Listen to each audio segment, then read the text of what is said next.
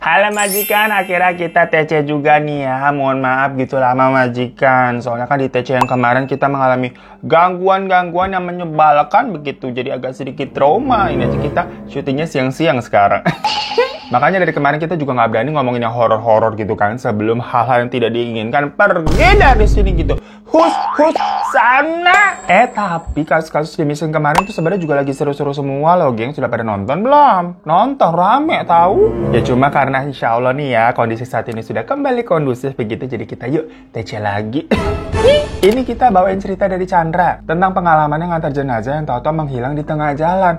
Lah, mamam nggak tuh? Jadi ini tuh kejadiannya di tahun 2011, gengs. Waktu itu Chandra tuh baru lulus SMA dan lagi nyari-nyari kerja. Tapi jatuhnya dia lagi nganggur lah di rumah. Nah tetangganya nih ada namanya Pak Sabar sebutannya. Profesinya memang supir ambulans sama suka nganter-nganter jenazah pakai mobil jenazah. Waktu itu sore-sore tahu-tahu istrinya Pak Sabar nih namanya Bu Yati tuh datang ke rumah nyariin si Chandra. Tumben-tumbennya tuh. Ternyata dia minta tolong untuk temenin Pak Sabar dong. Soalnya Pak Sabar katanya lagi sakit. Tapi tetap maksa mau nganter ada jenazah. Ya mungkin kan ada dedikasi kali ya. Soalnya si Chandra ini memang bisa nyetir. Dia baru aja tuh ngurusin dan lagi proses daftar jadi supir taksi burung biru, tahu kan?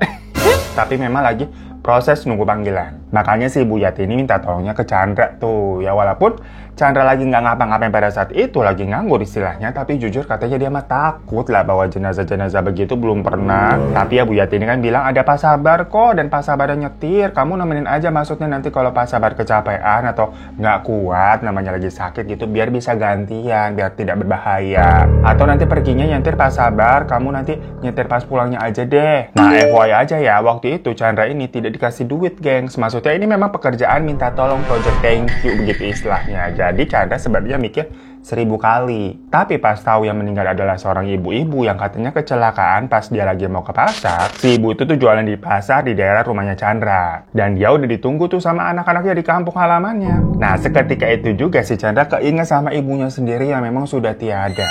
Jadi Chandra ini tuh tinggal sama ayah dan adiknya. Dulu ibunya tuh kecelakaan lagi nyebrang jalan. Ya kejadiannya udah lama sih sewaktu si Chandra udah kecil. Walaupun gak sama persis nih kejadiannya, tapi Chandra jadi ke flashback lagi tuh keingetan kejadian dulu. Akhirnya ya udahlah Chandra mengiyakan permintaan dari Bu Yati ini. Yang sebelumnya sih ayahnya udah sempat ngeledekin kayak, berani kamu emang? Karena ayahnya tahu si Chandra ini cukup penakut anaknya. Makanya pas tahu disuruh ngantar jenazah di awal, ya dia langsung nolak. Tapi karena ternyata Pak Sabar juga ikut kan, ya udah Chandra ini pemikirannya hitung-hitung membantu orang lah. Siapa tahu nanti jalannya dia dalam mencari kerja juga akan dipermudah gitu, dibantu oleh Tuhan.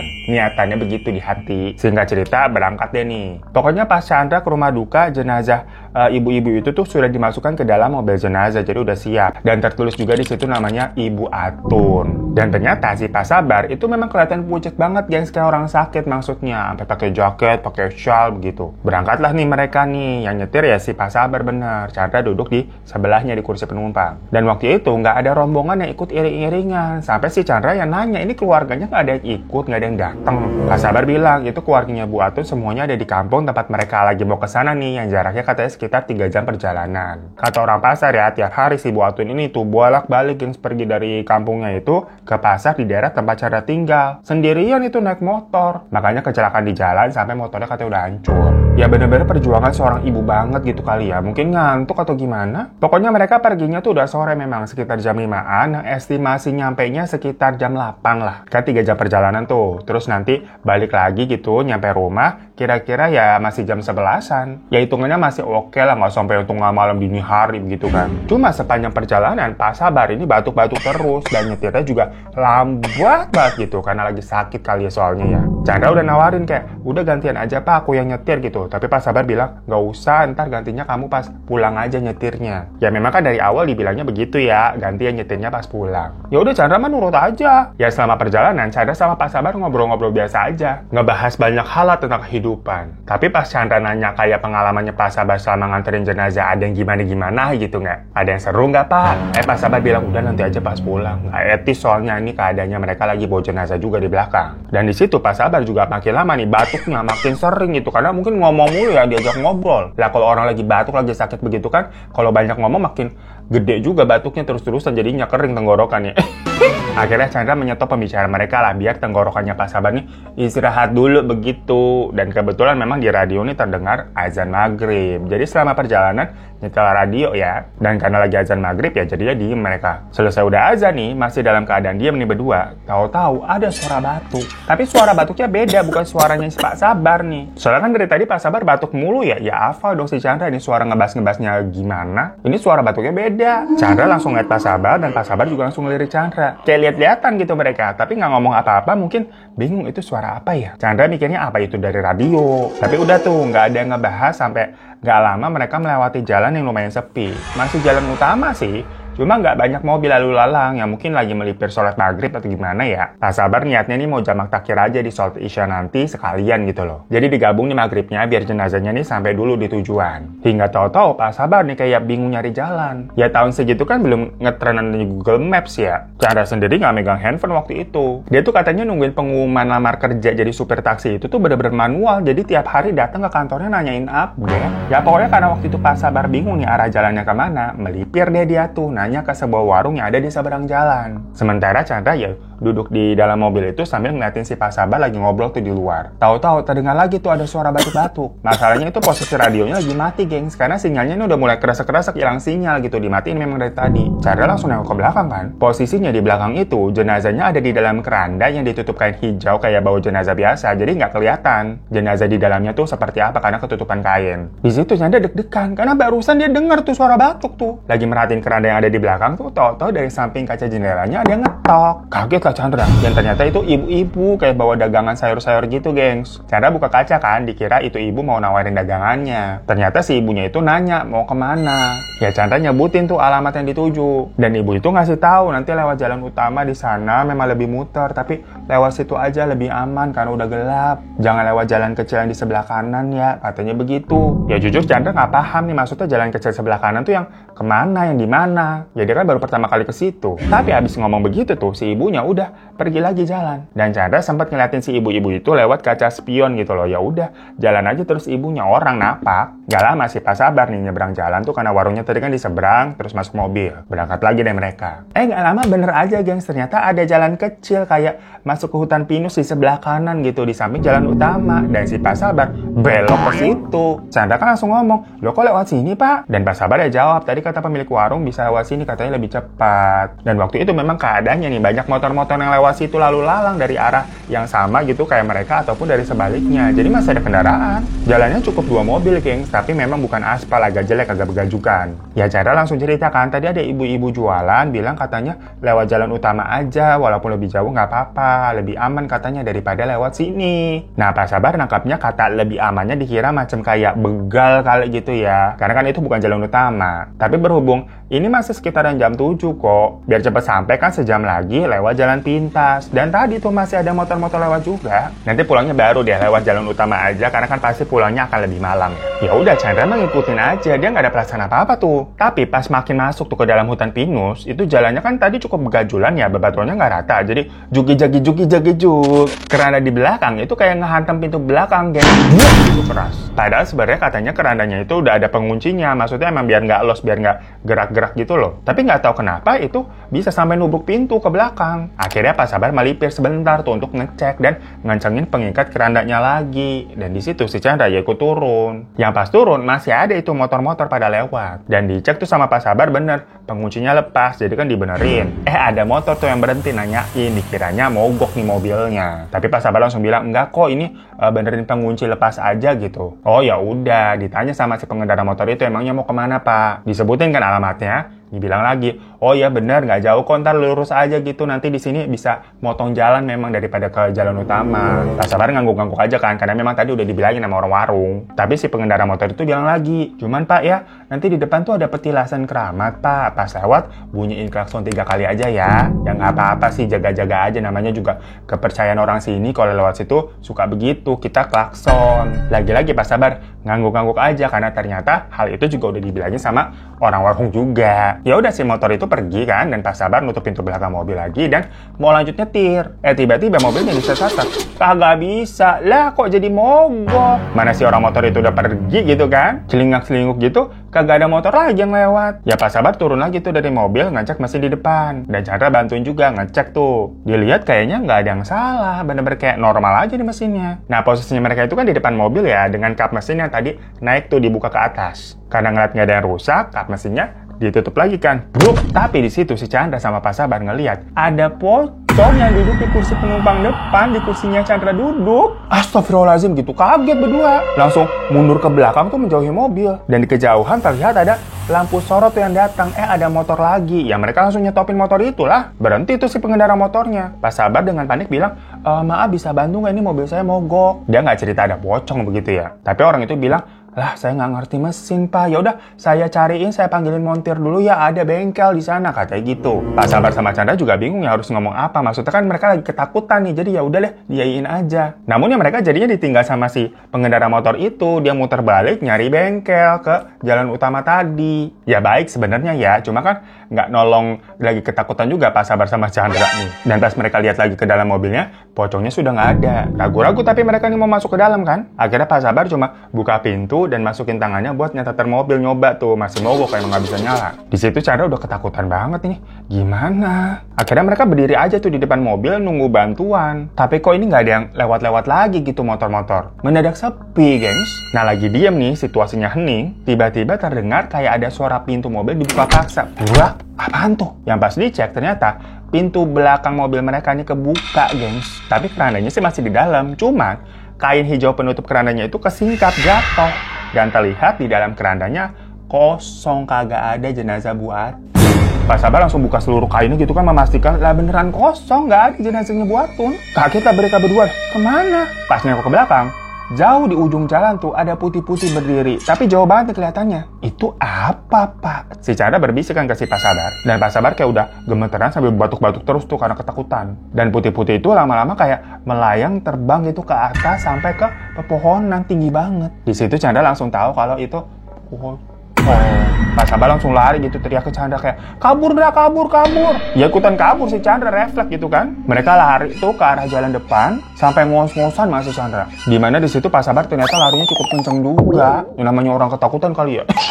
Sampai mereka sadar kalau di sebelah kanan mereka tuh ada satu kuburan yang dipagerin sama besi gitu, gengs. Jadi di antara pohon-pohon tuh ada satu kuburan tuh di situ tuh. Nah, di situ Chandra keingetan sama kata-kata orang yang naik motor tadi tuh bilang di depan kan ada petilasan kuburan keramat gitu ya. Nanti klakson 3 kali. Ya pasti ini nih kuburan yang dimaksud. Di situ Chandra ngomong ke Pak Sabar kayak, "Ini gimana, Pak? Kita harus kemana, Pak? Ngapain nih, Pak, sekarang, Pak?" Pak Sabar juga diem aja, nggak tahu dia harus apa. Cuma batuk-batuk doang, dia makin menjadi-jadi tuh gara-gara lari tadi. Dia bilang selama ini dia nggak pernah ngalamin kejadian yang kayak tadi gitu. Lah apalagi Chandra dalam hatinya begitu kan, gua kagak pernah ngantar jenazah, lagi kecapean dan bingung begitu ya. Tiba-tiba Chandra ngeliat kayak ada asap yang keluar dari kuburan yang ada di sampingnya itu. Loh kok ada asap hitam, apaan tuh? Asapnya tuh kayak asap bakar sampah yang jadi hitam gitu loh, guys.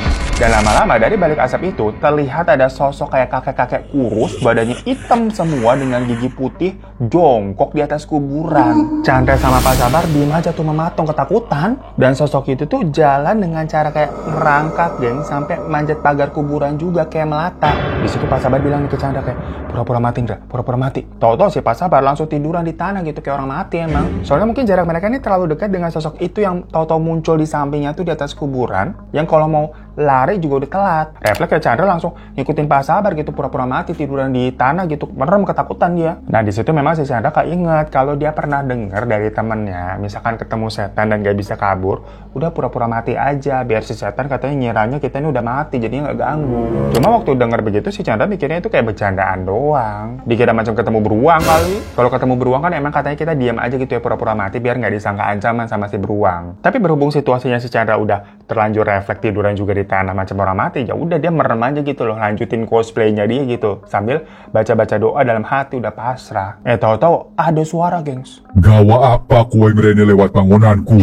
Di situ Chandra bergemeter dengar suara itu, serem banget katanya. Tapi Chandra tetap diem aja gitu. Begitupun dengan Pak Sabar kayaknya juga nggak ngapa-ngapain, soalnya nggak ada suara juga dari Pak Sabar di sebelahnya nih. Si Chandra kan nggak berani melek. Cuma setelah udah agak lama, nggak ada suara apa-apa lagi nih. Dan terdengar malah ada suara mesin motor. Ternyata orang yang tadi puter balik tuh manggilin motir, udah balik. Dia heran kok ini Chandra sama Pak Sabar tiduran di jalan. Mas, gitu kan. Pas dengar suara si orang itu, si Chandra langsung melek. Dilihat orang itu memang boncengin montir nih. Ngapain sampean gitu? Maksudnya ngapain tiduran di sini? Ya Chandra juga bingung kan nyeritainnya, dia juga masih deg-degan banget tuh. Tapi Pak Sabar nih masih merem tuh, masih tiduran. Dibangunin sama si Pak Chandra, ditepok-tepok begitu kan. Melek dia, udah keringet dingin banget gitu. Ya Pak Sabar juga akhirnya diam aja, nggak cerita nih ke orang itu. Akhirnya mereka balik ke lokasi mobil yang terparkir tuh, dan dilihat jenazahnya Bu Atun udah ada lagi tuh di belakang.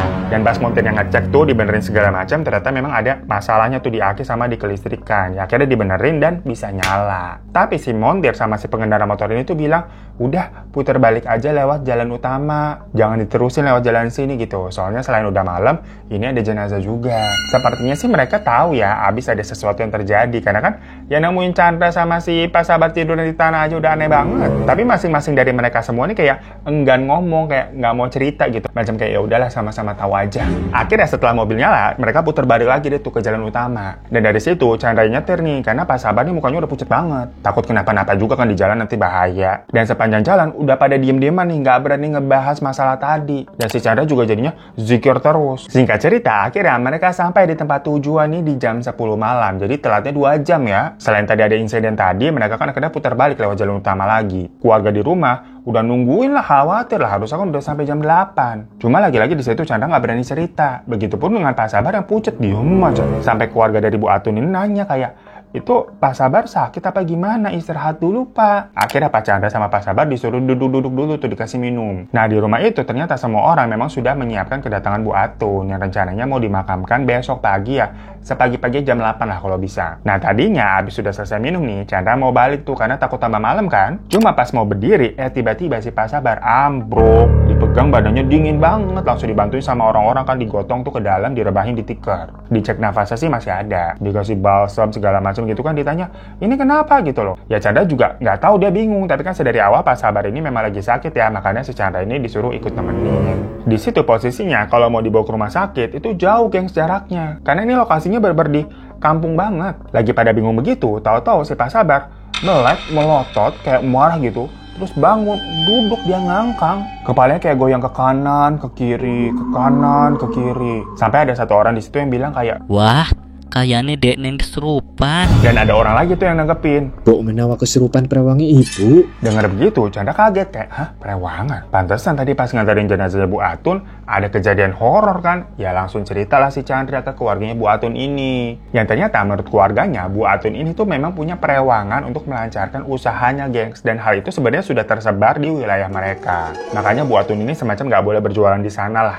Alhasil Bu Atun jualannya di pasar deket daerah rumahnya Chandra itu, meskipun berjarak 3 jam tuh tiap hari pulang balik, karena ya kalau di sana kan gak ada orang yang tahu tentang Bu Atun. Oh alah, pantesan. Akhirnya si Pak Sabar ini dikasih kopi hitam sama rokok kretek, yang mana sama dia langsung diminum terus dia langsung rokok. Keluarga bilang karena katanya itu memang biasanya perewangannya Bu Atun tuh dikasih begituan, tapi biasanya kesurupan ya Bu Atun sendiri. Masalahnya Bu Atun ini kan udah meninggal, jadi mungkin masuknya ke Pak Sabar yang kondisinya lagi lemah tuh, lagi sakit. Keluarga Bu Atun bilang kayak udah tenang aja, nanti pergi sendiri kok, tungguin aja. Jadi gak ada yang ketakutan ataupun panik di situ, macam kayak udah biasa. Ya Chandra yang gak ngerti apa-apa diam aja tuh. Dia juga gak mungkin pulang sendirian kan, ninggalin Pak Sabar di situ. Nah posisinya Bu Atun itu ada di belakangnya Pak Sabar yang lagi ngerokok tuh. Tadi kan Pak Sabar direbahin di tikar itu juga kan. Tahu-tahu jasadnya Bu Atun yang udah dipocongin itu bangun guys, tapi gak melek. Dia tetap merem, hidungnya tapi masih tersumpal tisu ya. Dia bangun gitu, terus sujud ke Pak Sabar. Jadi posisinya kayak nekuk gitu, kepalanya ke lantai gitu, masih terikat, tangannya masih kafan nih.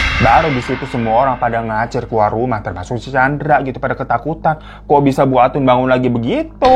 Padahal kan tadi keluarga nggak panik ya, kayak udah biasa gitu ngeliat si Pak Sabar tahu-tahu kesurupan. Oh itu kesurupan yang perewangannya Bu Atun tuh. Tapi pas jenazahnya Bu Atun tahu-tahu berdiri terus sujud begitu, langsung ngacir.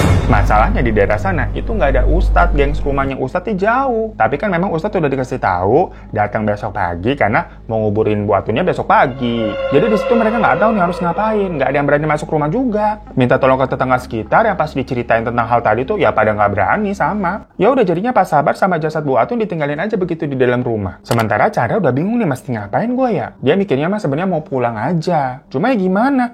Ini Pak Sabar masih di dalam sana kan? Ada rasa nyesal juga si Chandra kenapa gue ikut kesini ya hari ini ya. Awalnya kan sebenarnya dia udah nggak mau.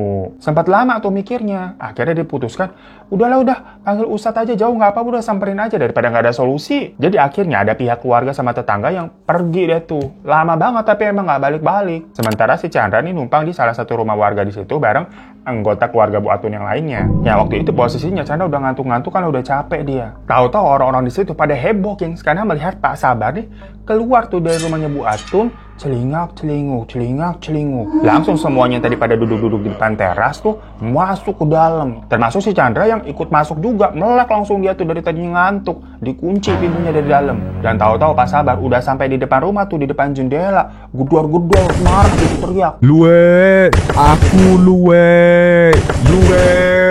Semua orang ketakutan lah. Dan gak lama si Pak Sabar ini pergi gedor rumah lain. Karena tadi yang di rumahnya ada Chandranya nih gak dibukain, pergi ke rumah sebelah, gedor-gedor lagi. Ya gak ada yang berani keluar di situ. Dan sempat beberapa lama masih terdengar tuh suara gedor-gedornya kayak pindah rumah gitu. Abis itu hening, gak tahu nih Pak Sabar pergi kemana. Udah gak kelihatan lagi soalnya suaranya juga udah gak ada. Namun tetap aja di momen itu gak ada orang yang berani keluar rumah, gengs, pada gemeter semua. Sampai lama tuh akhirnya datanglah si Ustadz nih udah dijemput, baru balik. Lama banget itu. Baru pada berani keluar dan bilang tadi tentang Pak Sabar ya, tapi nggak tahu sekarang Pak Sabar di mana. Cuma waktu itu akhirnya yang dilihat pertama kali sama si Pak Ustadz ya kondisinya jasadnya Bu Atun nih, yang posisinya masih sujud kayak terakhir kali, gengs. Akhirnya warga disuruh betulin tuh posisinya Bu Atun lagi. Tapi ini udah kaku, jadi walaupun direbahin lagi posisinya tetap agak nekuk begitu, gengs. Jadi kaku. Nah, si Ustadz minta warga nih semalaman disuruh yasinan sampai subuh. Dan untuk Pak Sabar sendiri udah biarin aja dulu, karena nggak tahu harus mau nyari kemana. Akhirnya yang cowok-cowok tuh bapak-bapak gitu kan pada yasinan semua. Kalau cewek-cewek disuruh pada balik ke rumah masing-masing. Jujur waktu itu lagi-lagi sih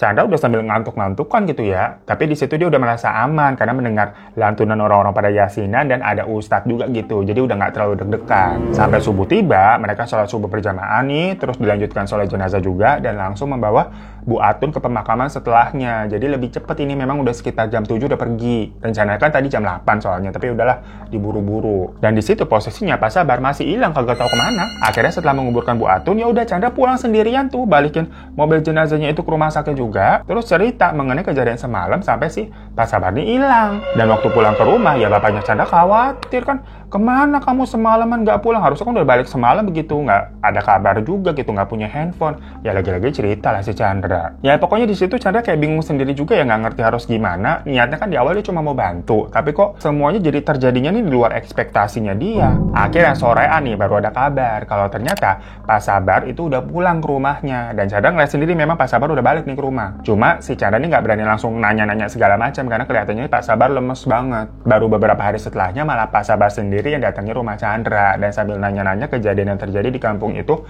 pada malam tersebut. Karena katanya ingatannya itu cuma sampai pas dia pura-pura mati perkara ngelihat ada sosok kakek-kakek hitam itu di kuburan yang tiduran di tanah. Habis itu Pak Sabar nggak ingat apa-apa lagi, guys. Karena ternyata dari situ Pak Sabar sudah dirasuki sama sosok kakek itu penunggu petilasan. Perkara ternyata yang kedua nih, ternyata lagi Pak Sabar itu ngantongin sebuah cincin pusaka milik Bu Atun. Jadi dari pihak rumah sakit yang mandiin jenazahnya kan nitip barang-barangnya Bu Atun kan, kayak ada baju-baju yang terakhir kali dipakai tuh, sama ada perhiasan juga, ada kalung, cincin, anting, ditaruh tuh di satu dompet kecil yang biasa buat nyimpen perhiasan, dikasih ke Pak Sabar buat disampaikan ke keluarga. Ya kan Pak Sabar yang nganterin. Karena takut hilang, dikantongin lah sama Pak Sabar. Nggak ada niatan apa-apa, guys. Bukan mau ngambil mau apa, enggak. Niatnya cuma mau dikasih ke pihak keluarganya Bu Atun aja. Tapi ternyata cincin itu merupakan salah satu benda pusakanya Bu Atun tuh buat perewangan-perewangan itulah. Makanya penunggu petilasan situ tuh marah kayak, kamu lewat sini bawa apaan? Ya mana semuanya ini baru ketahuan karena tiba-tiba Pak Sabar ini bangun-bangun, dia udah dikelilingin tuh sama warga yang katanya warga ini nemuin Pak Sabar di kuburan petilasan itu. Jadi pas malam Pak Sabarnya hilang tuh ternyata dia jalan sendirian ke sana, guys, jalan kaki. Ya dia juga nggak inget gimana cerita dan gimana caranya tahu-tahu dia bisa di sana. Pokoknya Pak Sabar juga diceritain sama orang-orang aja yang nemuin dia. Pak Sabarnya sendiri nggak ngerti. Posisinya Pak Sabar katanya lagi duduk tuh di atas kuburan tuh kayak betapa. Jadi nggak pingsan, gengs. Yang pas ditegur, diem aja. Ya orang-orang di situ langsung pada ngira si Pak Sabarnya kesurupan. Dipanggillah Ustadz. Tapi ini Ustadznya beda sama yang tadi di kampung ya, gengs ya. Dan Ustadz itu berbicara dengan sosok yang masuk ke dalam Pak Sabar itu. Diajak ngomong. Sampai ternyata semuanya ini salah paham. Karena kan benda pusakanya itu ternyata bukan milik Pak Sabar. Maksudnya si Pak Sabar baik loh mau balikin ke keluarga. Akhirnya sosok tersebut mau keluar dari Pak Sabar dan di situ Pak Sabar baru sadar tahu-tahu udah banyak orang. Ya akhirnya benda pusaka tersebut dibalikinlah ke keluarga Bu Atun. Nah di sana diceritain lagi tuh mengenai kejadian pas Pak Sabar kesurupan kemarin malam. Jadi ternyata semua ini mah gara-gara Bu Atun. Dia yang punya perewangan dan punya benda pusaka itu. Yang harusnya mungkin jangan lewat jalan petilasan tersebut, guys, karena ada sosok penunggu yang lebih kuat. Makanya mobil kan di awal sempat mogok tuh dan jasadnya Bu Atun tuh hilang menjauh dari sana kan pocongnya. Karena perewangan yang biasa ngerasukin Bu Atun tuh takut sama sosok penunggu petilasan itu, nggak mau lewat situ sebenarnya. Makanya juga pas Pak Sabar ini kesurupan dari sosok penunggu petilasan itu, perewangannya Bu Atun nih kayak sujud ke dia. Ya karena memang selama ini selalu ngerasukinnya Bu Atun, jadi pas Bu Atun udah jadi pocong pun tetap bisa dirasukin. Makanya Bu Atun yang udah nggak ada nih istilahnya bisa bangun lagi tuh karena isinya sebenarnya perewangan bukan rohnya Bu Atun. Ya berarti Pak Sabar bisa dibilang sial aja kali ya. Niatnya mah baik walaupun lagi sakit-sakit ya tetap mau ngantar jenazah nih yang dia nggak tahu historinya Bu Atun gimana. Dan Pak Sabar ngantongin barang-barangnya Bu Atun itu maksudnya juga biar nggak hilang. Lah malah begitu. Sama halnya dengan Chandra, niatnya dia kan juga baik tapi nggak ada yang nyangka. Ya tapi untungnya Pak Sabar ini nggak kenapa-napa. Maksudnya setelahnya dia memang sempat sakit karena kan memang sebelumnya sakit. Cuma ya jadi agak parah tapi perlahan-lahan berangsur-angsur sehat kembali. Makanya namanya Pak Sabar kali ya. Hatinya memang baik dan sabar banget orangnya itu. So itu majikan pengalaman Chandra yang sekali dan terakhir kalinya nganterin jenazah karena setelah itu udah kapok. Dan habis itu alhamdulillahnya memang dia keterima jadi supir taksi tuh. Dan katanya selama nyupir taksi sebenarnya mau sampai malam juga dia nggak pernah sama sekali ngalamin hal-hal yang aneh loh. Ya mungkin untungnya karena nggak ketemu penumpang yang aneh-aneh juga ya. Macam kayak almarhumah Bu Atun yang punya benda-benda begituan. Ya terima kasih Chandra untuk ceritanya ya. Thank you semuanya juga udah pada nonton. Jangan lupa untuk klik subscribe di bawah kalau belum. Kalau sudah terima kasih banyak. Dan kalau mau join member TC VIP ya, menonton video-video TC yang spesial, boleh klik link ada di deskripsi di bawah aja udah. Sampai jumpa lagi di TC-TC selanjutnya. Assalamualaikum warahmatullahi wabarakatuh. Janganlah takut, ceritakan padaku, karena kamu teman cerita.